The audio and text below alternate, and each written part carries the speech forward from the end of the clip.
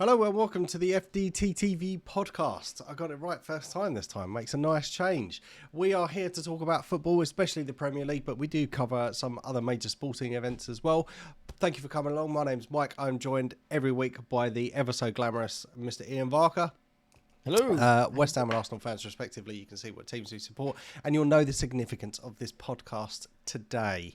There are a couple of things that we need to go over this week, and then we'll get into the main crux of why you clicked on this link. So we have seen recently a change of management at Chelsea Football Club, and things have apparently got so bad that their owner, Mr. Bowley, went into the dressing room after the last game and gave them a bit of a dressing down. Come out on the radio today and in all forms of media to say that he's unhappy with how the team are doing, given the amount of money he's been spending. And Frank Lampard has actually praised the fact that he's gone into the dressing room to give the players a bit of a dressing down because it shows he's passionate.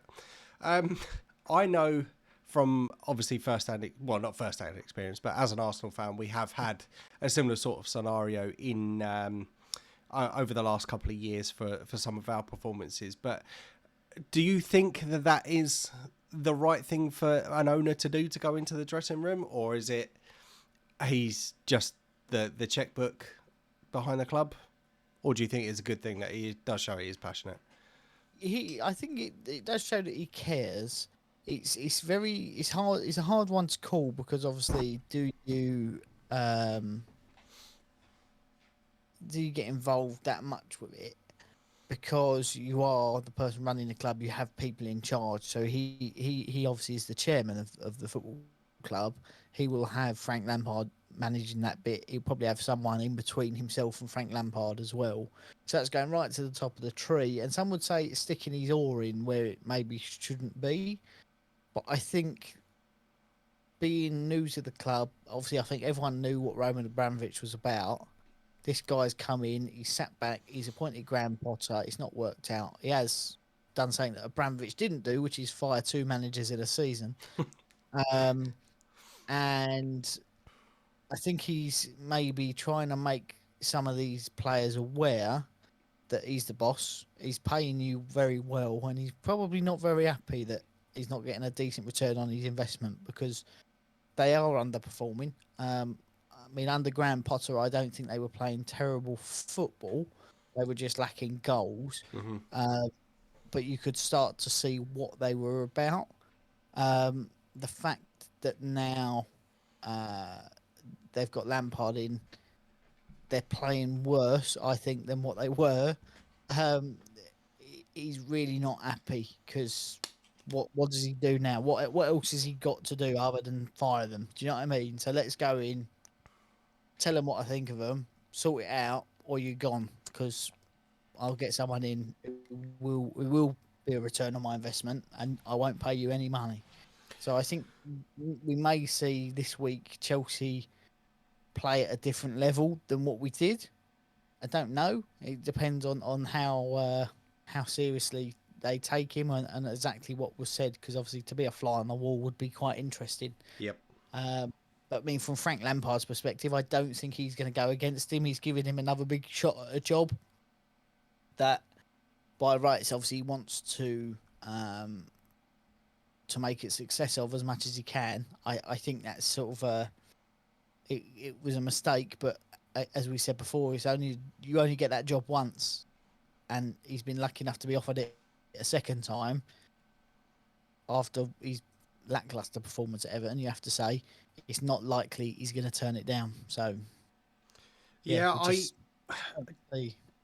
does frustrate me, and I think we talked about this a couple of weeks ago when Antonio Conte got sacked from left by mutual consent from Spurs. And I do get it, but I do feel a little bit sorry for managers where if everything's going right, they're a tactical genius or they're a man management genius. As soon as it starts going wrong, there's no kind of responsibility on the players. And this is what I was saying a couple of weeks ago, that there should be something built within a player's contract as well, that they can get sacked from the club. because the players are untouchable at the moment.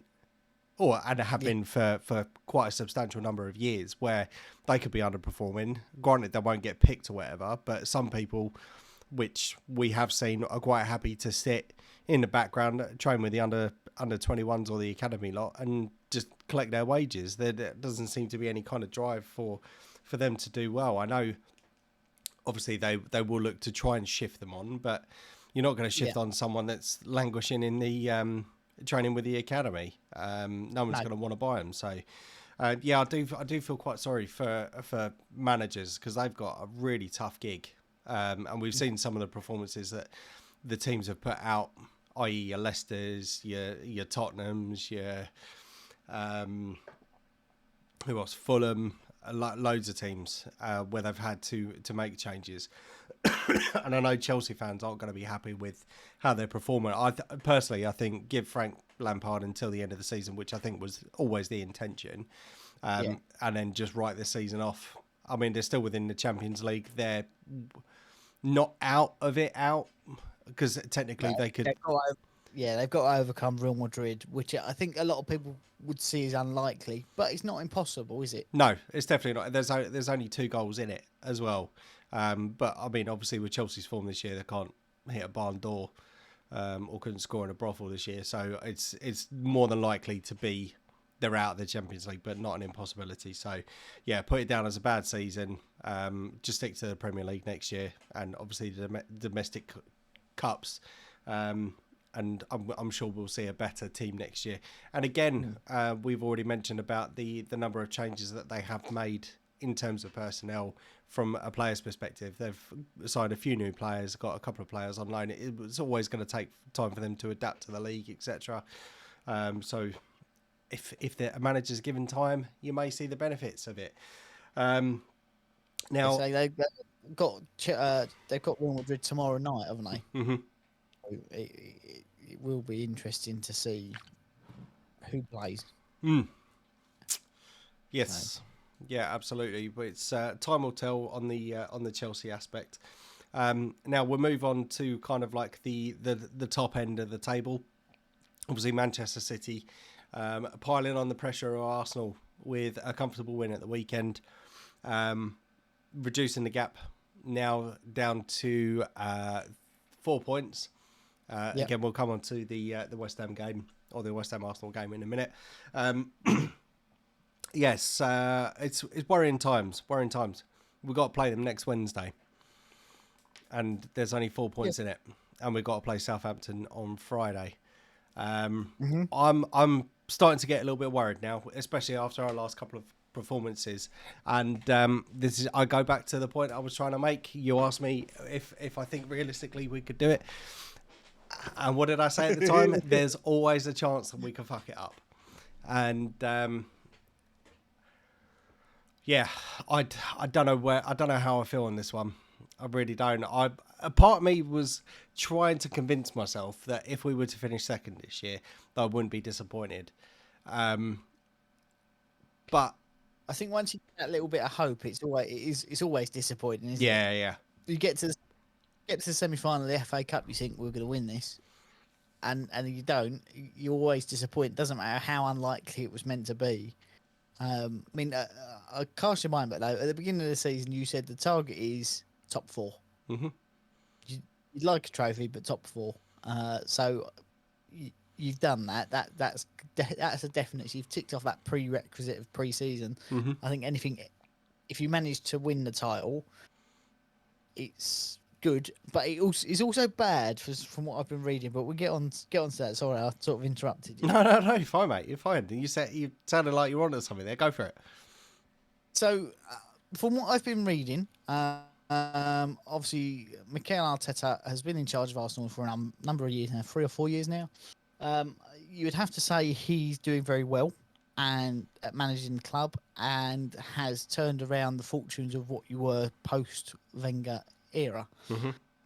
However, that said, there is something that has to be said for his success, and that is that Paris Saint-Germain are after a new manager, and apparently they're trying to draw him away from Arsenal. Now, if you win the title, I think he might walk away, because that's project. Actually, I've taken you from sort of mid-table obscurity.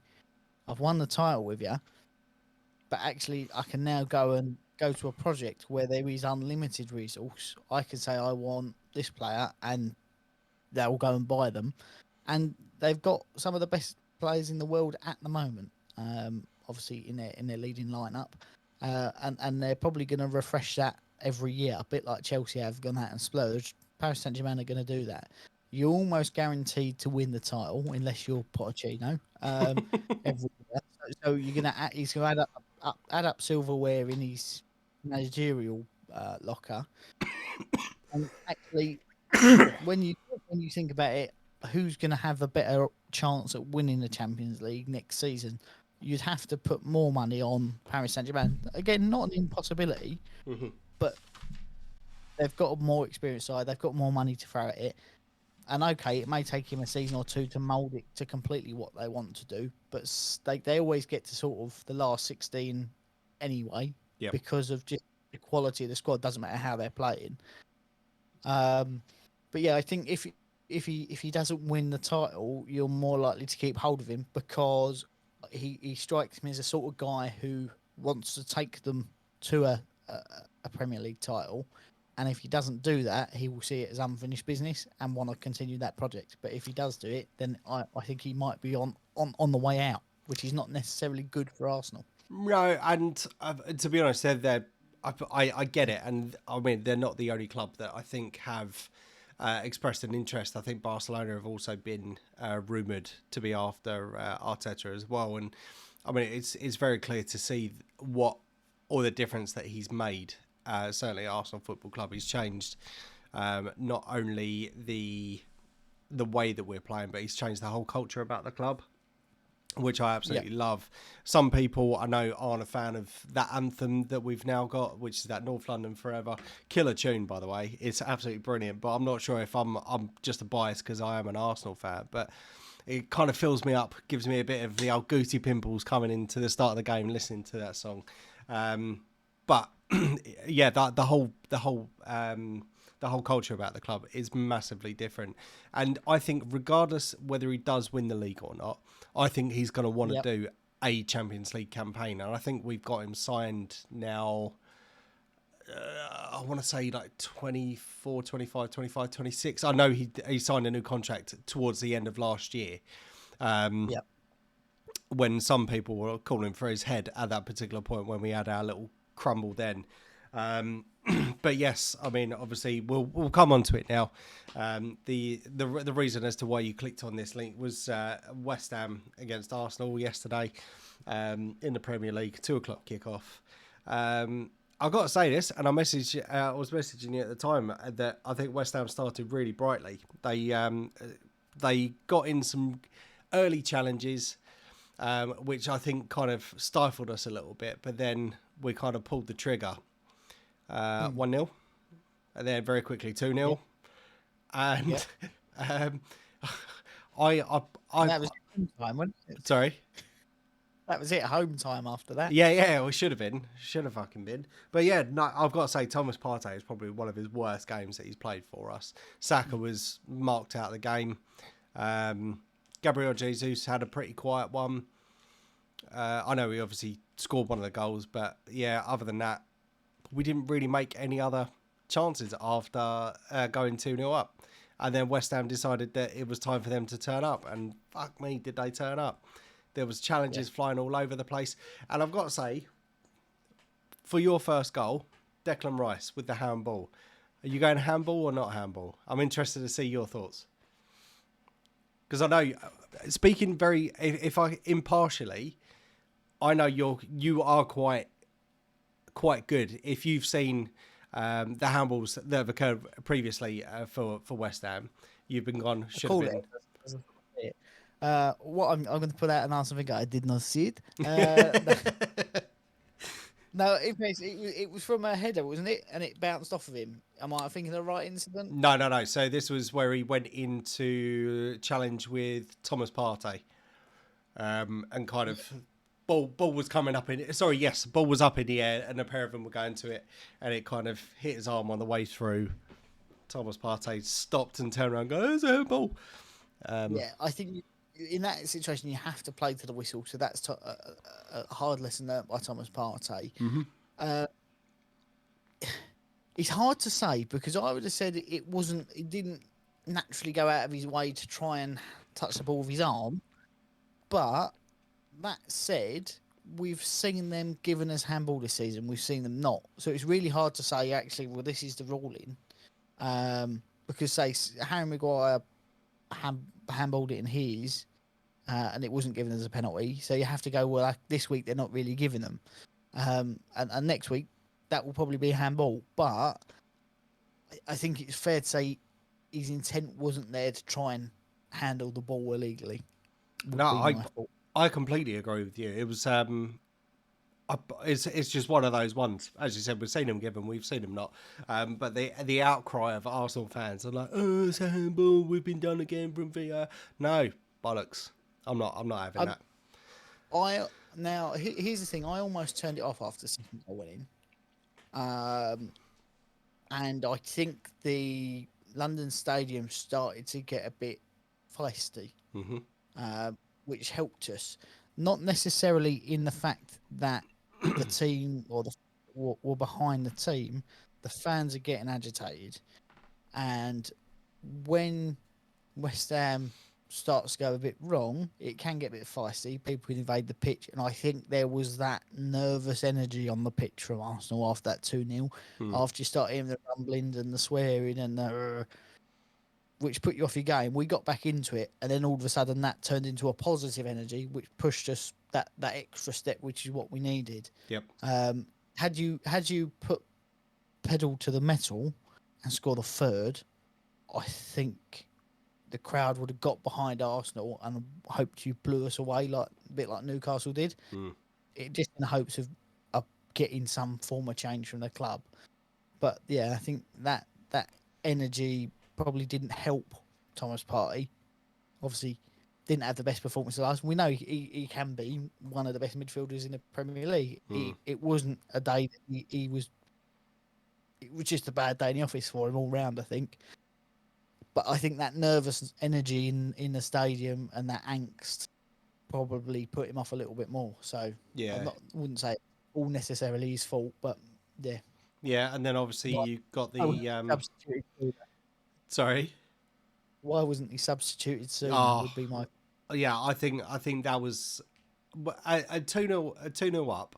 I was like, oh, this is going to be a cricket score here. But then obviously we gave away a stupid penalty, which we've seen from Gabriel a few times already this season. He does have a mistake in him, and obviously we let you have. Well, not let you have the goal. It was a good penalty from Ben Rama, but the first half finished kind of like how it started. As I said, it was quite a quick start from West Ham, and then obviously going into the second half, it was kind of more of the same. West Ham were kind of coming out on top of us, bullying us around a little bit, but we got the opportunity. Obviously, Saka got the got taken down, I think, in the box, or it was. Someone got taken down in the box, and Gabriel Jesus had the ball in his hand, already on the score sheet with obviously Martin Odegaard, but gave the ball to Saka, and Saka's only missed one penalty for Arsenal, I think. So gave him the responsibility and ended up spooning it wide. Now again, this is all ifs, buts, and maybes, but had the goal gone in, or that goal gone in, would have made. It would have made us probably feel a lot more comfortable and could have potentially killed the tie off. I'm not saying it would have. But then again, Jarrod Bowen had given us warning signs all throughout that game. And beautiful through ball, and away went. Just, I was gutted, absolutely gutted. But there was still like 40 odd minutes, not 40 minutes, that's absolute bollocks, like 30 odd minutes left to play. And we couldn't string passes together. I think we had possibly 2 shots in the second half after the penalty. It was an absolute joke. Not happy with that performance at all. Antonio hit the post late on, didn't he? But I've got to admit, I think the official in that game was awful. I messaged it in the group. I mean, Rob Holding absolutely bundled Antonio over at one point. I thought this is at least a yellow card, if not a red, because he's through on goal if he doesn't bundle him over. Yep. Ref didn't give anything. And literally 30 seconds later, Paqueta leaves one on the knee of Xhaka, drops him to the floor, and it's like nothing. It's like, how? That was clearly a foul. He left one on him, and he should be walking as well because that was dangerous. And it's like he's one of those at that point. You're like, well, I don't have much faith in the officials anyway. No. But the fact that VAR picked up neither of those incidents with both potentially a red cards, so they should be looking at them, and didn't look at either of them. It was a bit like, well, this is going to be one of those games, and we're 2-0 down. Great, okay, I see where this is going. I didn't anticipate us getting a point. It's a big point. I'll take it. It's one of those. It puts us 4 points above the relegation zone now, with a game in hand, admittedly against Man City. So I don't hold much hope for that. But that's a point I didn't anticipate us getting, which could, end of the day, keep us up. So I told you you'd be fine, mate. I've been saying it for weeks. You'll be fine, and you're like, nah, we're going down. We're going down. We're going to win the Europa Conference League, and we're going down. I think I did say that.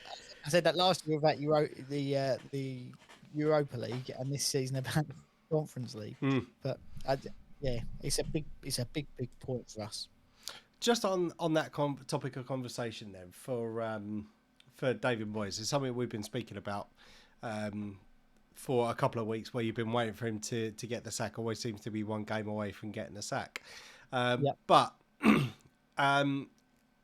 it keeps you up and wins you the Conference League. Yep. Do you keep him or do you move on? I think at that point that the fan base doesn't want him. Right.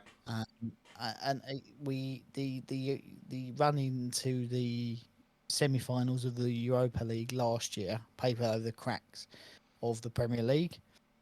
Obviously after Christmas we fell off. We were sitting third, I think, for a long time, and then we just fell off a cliff. That's never recovered. We don't look like the same team. Again, we've played, you'd have to say, really well. We're undefeated. I think we've played 11, won 10, drawn 1 in the Conference League. But when you look at the other teams in it, it's like, but we should have walked this competition. We shouldn't have drawn any. Ghent outclassed us in Belgium. We had 20% possession. We had like 2 shots on target. We scored 1 of them, but it's not a game that we should have had any problems winning. When you look at the amount of money spent on the clubs, on the fan base size and things like that. But I think it's if he keeps this up and we win it, which I don't think we will. I think we're going to go out on Thursday against Ghent. I think they're going to put us out on our own home turf, and then that's where we're going to see the real firiness come out over the next couple of weeks when we play different teams. But I think it's very much, if he does do that, that's a positive. But you say, thank you very much for what you've done for us. Appreciate, obviously, what you've done, where you've taken us, that you kept us up. But it's now time to try something else. Okay. Because clearly something isn't working, because otherwise we wouldn't be in this relegation fight. And I think the only saving grace is this has been a really weird season, and there are a number of teams who are worse than us that shouldn't be. And that's, I think, the only thing keeping us up, if I'm honest. So if then you could have a manager of your choosing, who would you go for? If they're available, obviously. If they're available, I would like to see, and this might sound strange because they're a bit unproven, I would like to see Michael Carrick given a shot. He's doing really good things with Middlesbrough, and it's that high intensity pressing and passing, which you think, well, actually, that suits some of the players more. Once they're in possession, keep possession, fancy passes. So I'd like to see him given a shot. I think we may throw a hat in the ring for Graham Potter. Again, that other sort of style that won't necessarily work, but I think that's there. What I would hate for us to see is to go, right, we're going to get rid of Moyes and get in a Benitez, because that's a like for like change. You might as well stay with Moyes because you know what you're going to get. Benitez, the last, well, I'd name you a job that he's been successful in. Do you know what I mean? He all right, he did well at Liverpool. Well, that was what, 15 years ago? And he wasn't fantastic there. There were still lots of grumbles about being very negative. But I don't think he's done a good job anywhere else he's been. Other than that, you do try and go for a world beater and try and get a Conte, a Mourinho, a proven winner. See if that can change your fortunes. I mean, we did it with Pellegrini and it worked all right for a little while. But I think Pellegrini was a bit of a... He'd been at Man City and at a time where it was hard not to win something with him. But yeah, I mean, you know me, I was very big for bringing David Moyes back. I don't think we should have got rid of him in the first place. But to then, we've got to a point where he can't take us any further. It's just not going to happen. And actually, if we do get in the Europa League next season, we need a positive start in the league as well. You've got to fight on all fronts. You can't be in a relegation every year and go, oh, we might get to Europe, because we're probably not going to win the Europa League next year. I'd like to think we would, but we're getting rid of Declan Rice in the summer, and that's going to happen. We're not investing in goalkeepers because apparently Fabianski's signing another 1-year deal, so that means he's going to be number one goalkeeper, and it's just like, well, he's past his best. 2 seasons ago, he was phenomenal. We should have changed it by now. He's like 38. Do you know what I mean? It's not like he's a young spring chicken that's had a bit of an off season. He's at the end of his career. And yeah, it's just a bit frustrating, really. But yeah, give Carrick a chance if I could have anyone, or Rooney. I would probably say like that. I mean, Carrick come through the youth system, didn't he? So he understands what the fan base is about. He understands what the sort of the philosophy of the club is. I know people like to throw that about, but Rooney, I think, is a winner. He wants to win things. He wants to do it in a certain way. He wants to be aggressive with it, and I think that may be what it sort of needs. So wait and see. Okay. Moving on to another club within London now. So I've got to talk very briefly about Tottenham Hotspur. Obviously, they're still struggling even without Conte now. I was reading something earlier about whether the top 4 chances.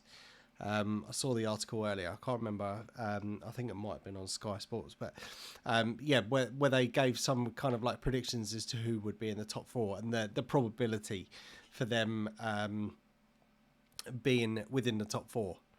Yep. Now, obviously, they've got Manchester City and Arsenal as 100% being in the top 4. Yep.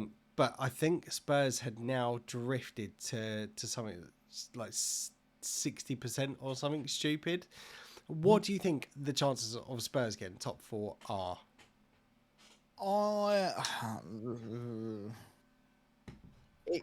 If they keep playing Lloris in goal, and I mean they got rid of Conte and kept the bloke who, all right, he did well while Conte was having his operation, but what has worked with him for years, has the same philosophies.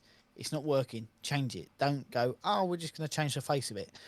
I think you're more likely to see Aston Villa or Brighton in the top 4 than you are Tottenham. Mm-hmm.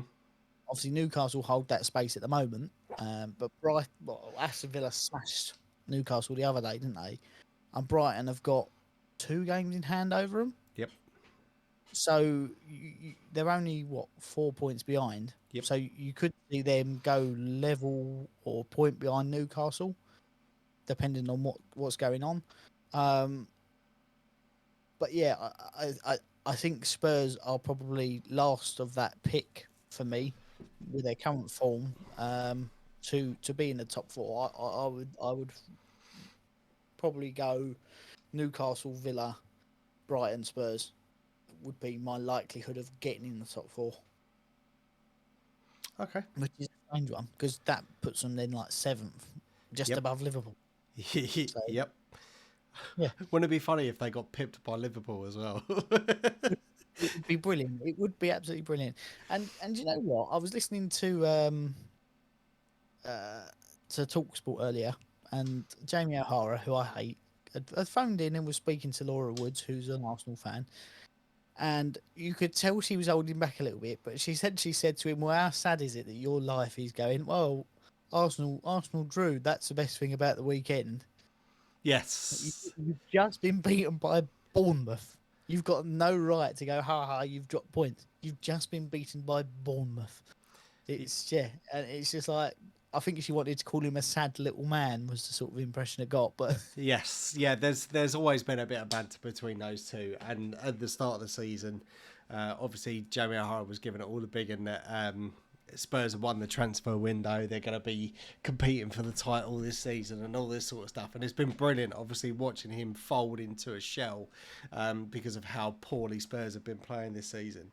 But you're going to get that, unfortunately, unless your team loses and my team wins, you're always bound to get the stick from the opposition. And you're right, it is kind of sad that their happiness comes from our misfortune. But likewise, I'd be the same if the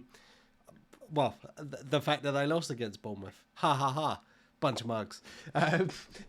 But no, and I think this is the first season. Now, I think we're only a couple of points away, or we might already be there, that this will be the first time we finish above Spurs in, I think, about 6 or 7 years. And it's a bloody good feeling to be back. A bloody good feeling to be back. It is nice. But yeah, I am hoping. So just going back to where we were at the start of the podcast, obviously I just want to touch on it again about how I'm disappointed at the moment that we could potentially throw it away. I'd say there's a bigger part of me that wants to win the league just to shut people up. Yep. So some of the pundits that are giving us stick for ages saying that we were going to fall away, and we were there or thereabouts. No, we were there. We were at the top of the league, and I know, but they were saying, "Oh, but you're going to fall away. You're going to fall away." Then we win that game, and I'm just hoping. Obviously, up against Manchester City next Wednesday is going to be a very tough game. But if we can hold them to a draw, that still gives us the advantage. And I know they've got a game in hand over us, but that will put us at 5 points. No, sorry, it'll still be 4 points, won't it? So if they beat us in their game in hand, then they're only a point behind you. Mm-hmm. So obviously, I think the key thing, as you said, is that game next week. You have to get at least a point out of it to stay in control. But I think Manchester City are now favourites. I think they've got a slightly easier run-in than you. But I think the key game for both of you is against Brighton. I think you've both got to play Brighton, who are no easy thing this year. I know Manchester City have sort of hit a run of form, and we're starting to see what they were doing last year a bit more. But they've had their off days. And it's when they start to get a bit of form that they have an off day. They seem to take their foot off the pedal, and it's a hard one to call. I think going in this close and being second is an easier running than it is winning.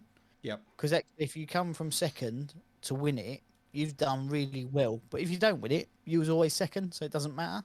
Like, we were always the underdog. We had something special had to happen. Where it's like, well, you were well ahead, and I think that big points gap. I know they had a couple of games in hand at you at one point, which made it a little bit more weighty, that points gap. But if you go, well, you were 6 points, 8 points ahead, whatever it was, and now you've lost it, it's like you've bottled it. Where not necessarily, it might sort of not as true a showing maybe in the table as what it was, but yeah, you've come a long way from the mistakes you were making last year with a young squad. They've learned from them On the most part. Are they the finished article? And that's the difference, isn't it? And that's what I said earlier in the season. You've had some champions performances where you've ground out results from nothing. The last 2 weeks, all right, you've dropped 2-0 twice, but you've got to pick it up again. You've got to go again. You should have beat us 8-0 without a problem. Something's happened there that you go 2-0 up, and I don't know, you took your foot off the gas 15 minutes into the game. I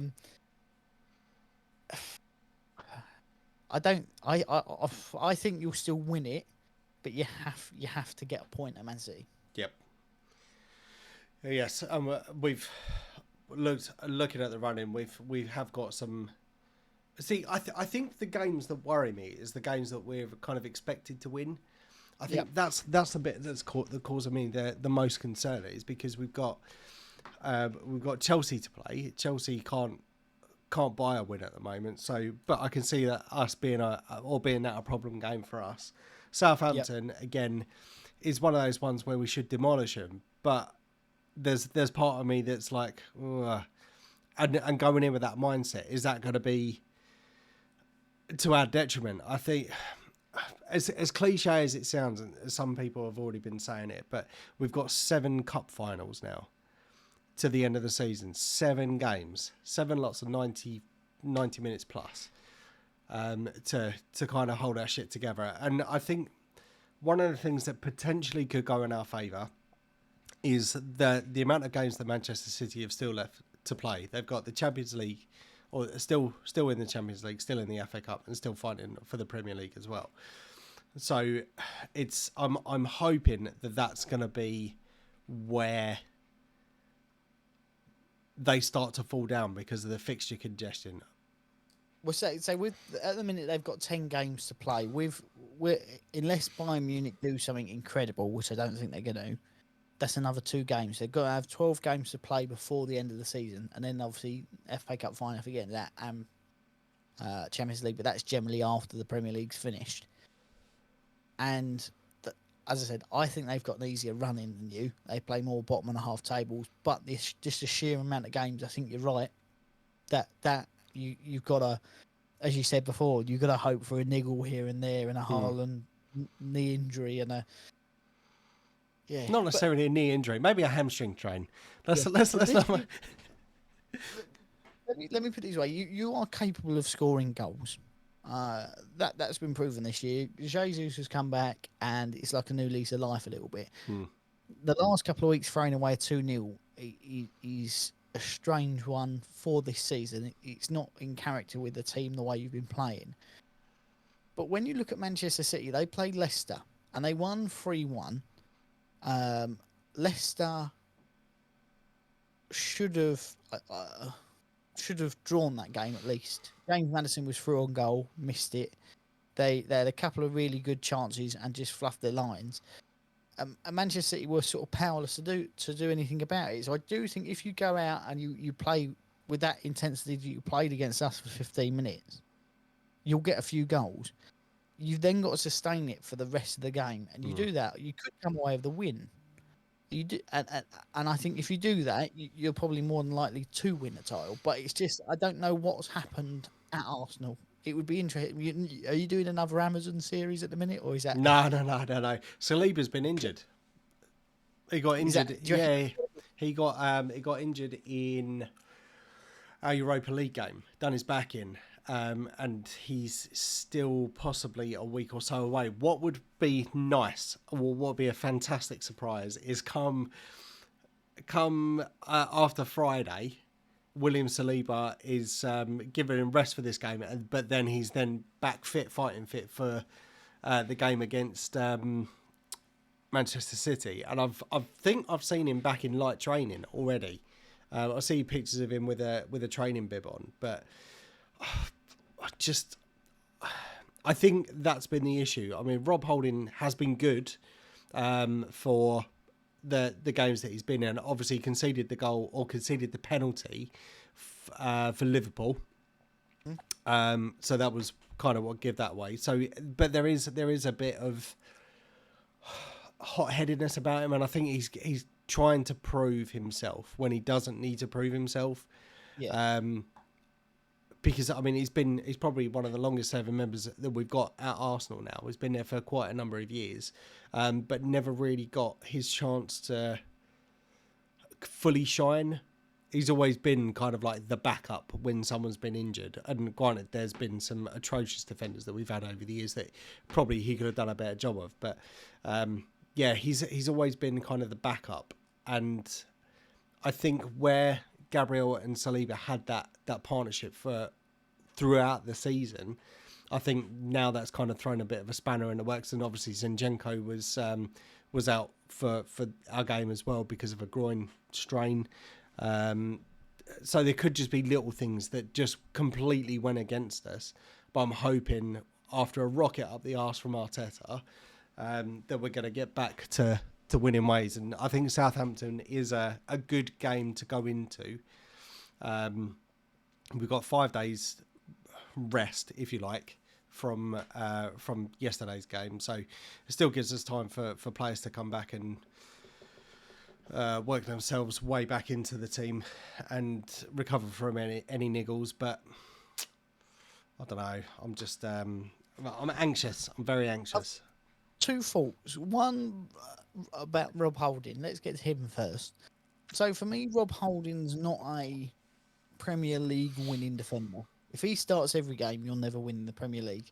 But he is the sort of guy you want in the dressing room, which is why I think he's been kept around, because I've never heard anyone say anything bad about him. Mm-hmm. Whenever it comes about who's a good laugh, who's good for morale, he's one of the names that seems to sort of come up. He's there to cheer it up. He keeps the lads happy. Obviously, he's been there a long time, as you said. So I think he does have his role to play, but I think, thinking about Saliba not being there, you need him back sooner rather than later. But do you think possibly the 2 dropped performances are because you go in 2-0 up, bang, okay, I don't want to get injured for the Man City game because we need to. That's the big game. If we win that, we're all right. And all of a sudden, your eyes are switching off and the minds are switching off of what you're doing now and on to that game. Do you think because that was a postponed game as well, wasn't it? The City game. Yeah, originally, or has that one been played? No. It's one of those that had that been played when it was meant to have played, because it was around when the Queen died, wasn't it? Yes. If my memory serves me correctly. Do you think that now actually would be a much easier running because you're not thinking we've got that big game coming up, don't want to be injured for that, and that might be the mentality switch. Once that's out of the way, we've just got to win. Not worried about being fit for that game or what's going to happen in that game. We've just got to win this one, and you can go back to thinking about the game in front of you rather than the game in 3 weeks' time. Quite possibly. It's I think because of the position we're in and how close the Manchester City are to us. As much as players are like, oh no, we'll just focus on the next game, they've got to be thinking about that game 100%. There's a lot riding. Not necessarily as much as the other games. I think it's just because they are so close, and as we've already mentioned, because of the number of games that Manchester City have, there is a possibility that they could drop points elsewhere because of fixture congestion. So there could be an element of that around. I don't want to be too disappointed come the end of the season. I've seen so many people that are like, oh yeah, I know Arsenal are always going to bottle it, bro. And this is what I'm saying.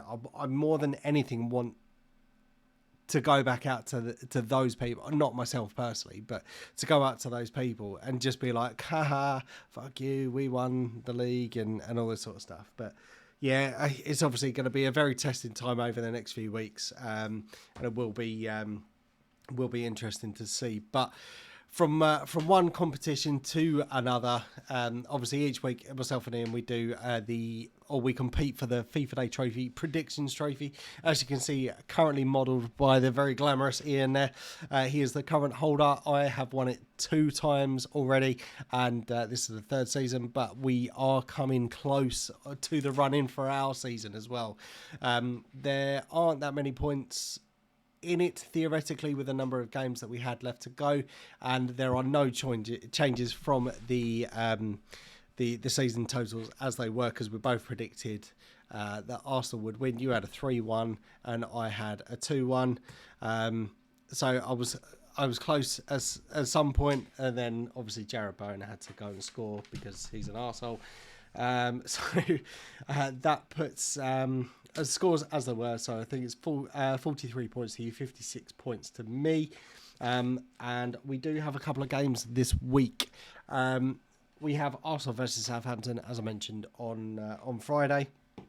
And also Bournemouth versus West Ham on the Sunday because of you're playing in Europe. Yep. I will obviously start because we are on the Friday's game.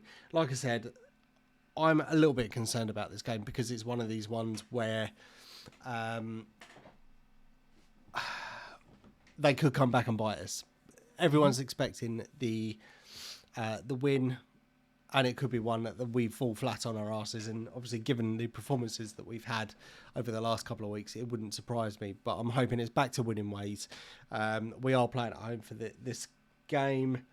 And I think it's going to be good for the players to obviously get a little bit rejuvenated. We've had 2 away games now. Obviously, you mentioned Jesus is on a bit of a hot scoring form at the moment.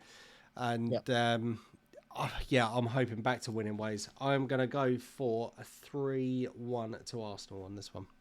Ooh, it's not too far away from what I was going to go with, to be fair. It's one of them...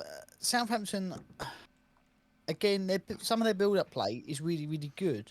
Against Crystal Palace, they made chances. They just couldn't eat their dinner.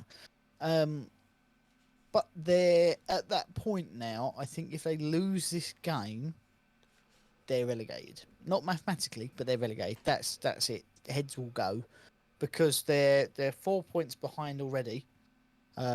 Safety spots plus a little bit of goal difference. Not loads, but a little bit of goal difference. And I think that's going to be sitting in the back of a lot of those players' minds of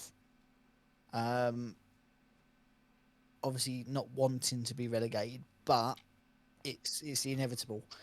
And a little part of me thought Theo Walcott's going to come back and score a winner. But seeing some of the chances that he should have got on target at the weekend against Palace, I'm not too confident. I'm going to go for a 4-0 to Arsenal. And then Southampton will therefore get relegated thereafter. I don't think it's recoverable at that point. It's almost that sort of trying to bail out the ship with a bucket that's got a hole in. But yeah. Okay, so 4-0. Perfect. And then, as I said, we move on to Sunday for Bournemouth versus West Ham. Now, Bournemouth are playing really well at the minute. And we have that game against Genk, which, if we win it, then happy days, people are happy. I'm not so confident that we will win it. I think we may drop the ball, at which point it will start to become toxic. All right, we're not at home, but that won't help anyway. The travelling fans will not be happy. I'm going to go for a 2-1 to Bournemouth.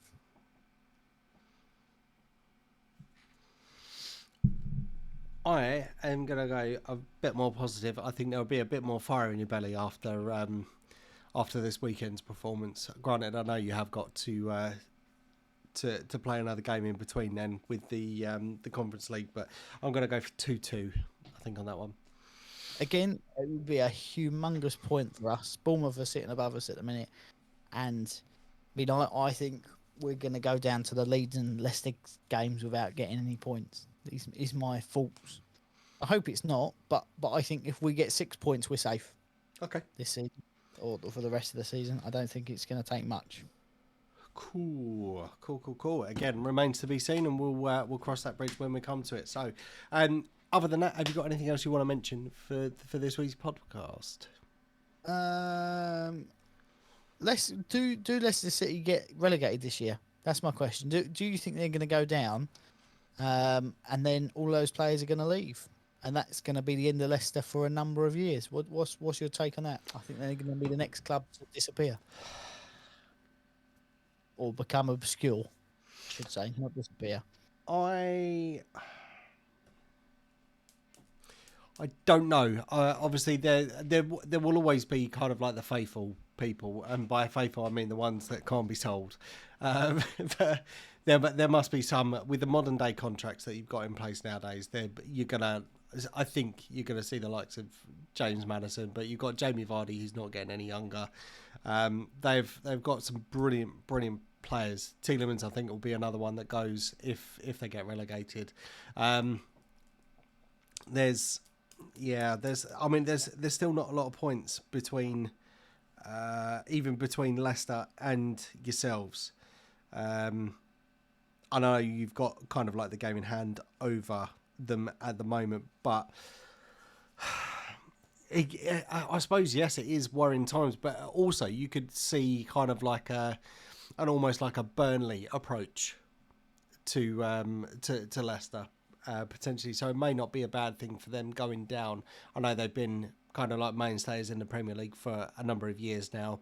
Obviously winning it, I think it was 14-15 or 14-15. I think they won it, so they did the impossible then.